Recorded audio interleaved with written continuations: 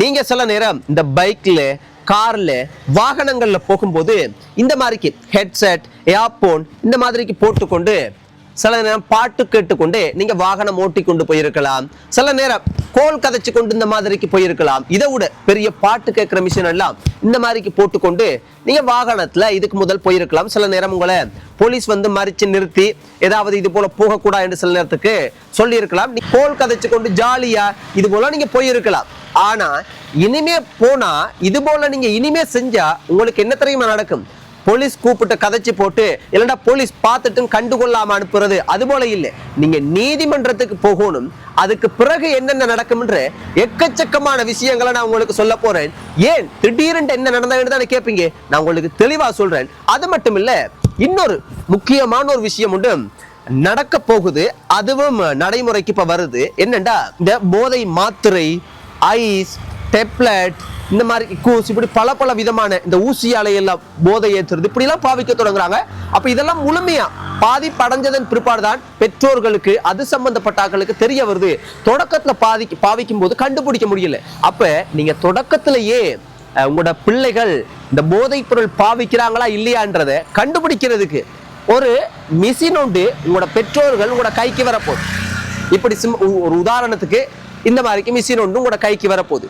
இந்த ரெண்டு விஷயத்தையும், இந்த போதைப் பொருள் பாவிக்கிறது வந்து நீங்க இப்படி கண்டுபிடிக்கிறதுக்கு ஒரு மிஷின் வரப்போகுது, அந்த விஷயத்தையும் இந்த இது போட்டா உங்களுக்கு என்னென்ன நடக்க போகுது அப்படின்ற விஷயத்தையும் தான் நான் உங்களுக்கு இன்றைக்கு இந்த காணொலியில தெளிவா சொல்ல போறேன்னு சொன்னங்களே. அதுக்கு முதல் இன்னும் ஒரு விஷயத்த சொல்லி போட்டு இந்த ரெண்டு விஷயத்தையும் நான் உங்களுக்கு விளக்கப்படுத்துறேன். என்னண்டா இன்றைக்கு ஒரு பெரிய சண்டை உண்டு. ஒரு குடும்பத்துக்குள்ள ஒரு வாய் தகராறு வந்து ஒரு சின்ன கைகலப்பாய் பெரிய சண்டை ஒன்று நடந்தது. அந்த சண்டையில ஒரு நபர் உயிரிழந்துட்டு, அப்படின்னா அந்த குடும்பத்தில் இருக்கக்கூடிய ஒரு நபர் ஒருத்தர் உயிரிழந்துட்டு. அவர் எப்படி உயிரிழந்துருண்டா, அவங்களோட வீட்டில் இருக்கக்கூடிய இந்த தடிகள், கம்புகள், அதாலையெல்லாம் கிடைச்ச தடிகளாலையெல்லாம் அடின்னு அடிச்சே அந்த நபரை கொலை செய்துட்டான். இது உண்மையாகவே பார்க்கும்போது எனக்கு ரொம்ப கஷ்டமா இருந்தது. இதுல பெரிய ஹைலைட்டான விஷயம் என்ன தெரியுமா சொந்தங்களே? இந்த கைகலப்பு ஒரு குடும்பத்துக்குள்ள நடந்திருக்கு. அந்த குடும்பத்துல அடிபடிப்பட்டது யார் தெரியுமா? அண்ணாவும் தம்பியும், சகோதரர் ரெண்டு பேருமே அண்ணாவும் தம்பியும் அடிபடிப்பட்டிருக்காங்க. இதுல உயிரிழந்தது அண்ணா, தம்பிக்காரன் அடிச்சு கொண்டிருக்கான். யோசிச்சு பாருங்க, எவ்வளவு மோசமான விஷயம், எவ்வளவு கவலையா இருக்கு.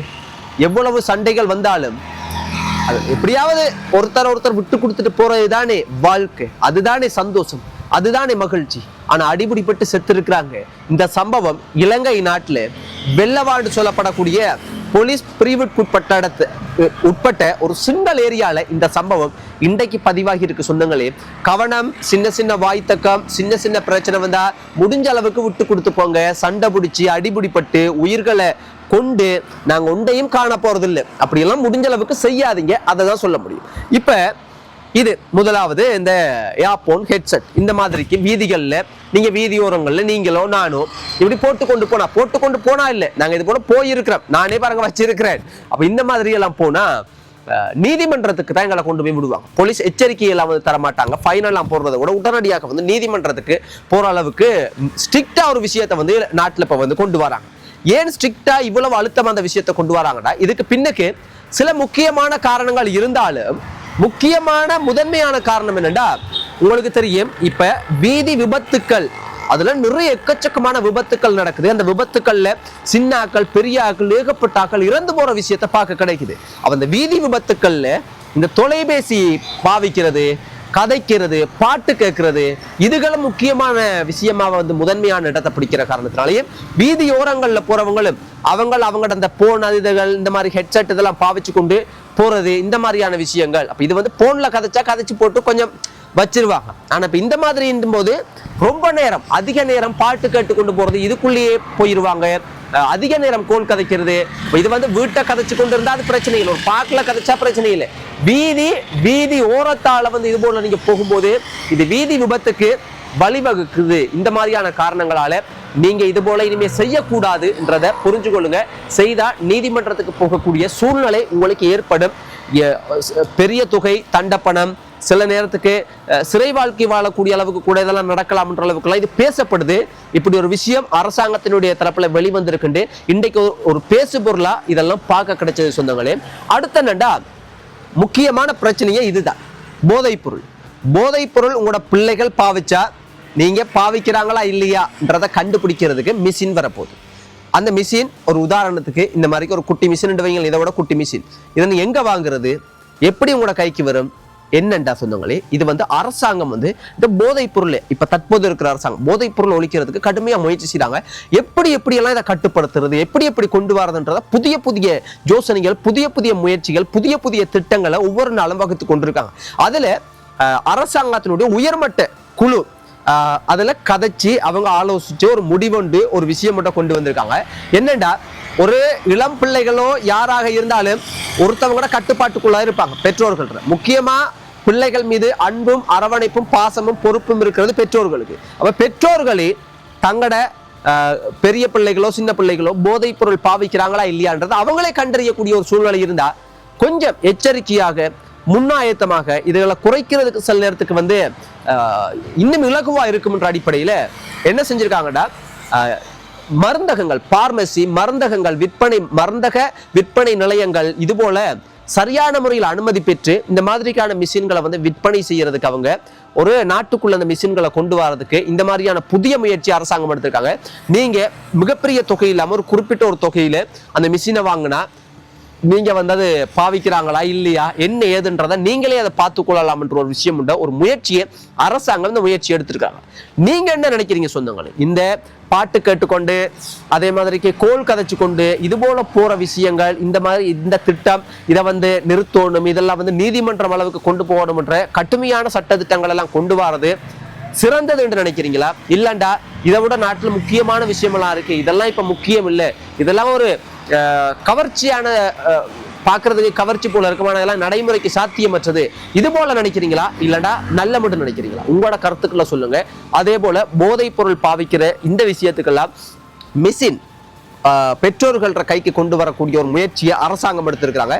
இது நீங்க எப்படி நினைக்கிறீங்க?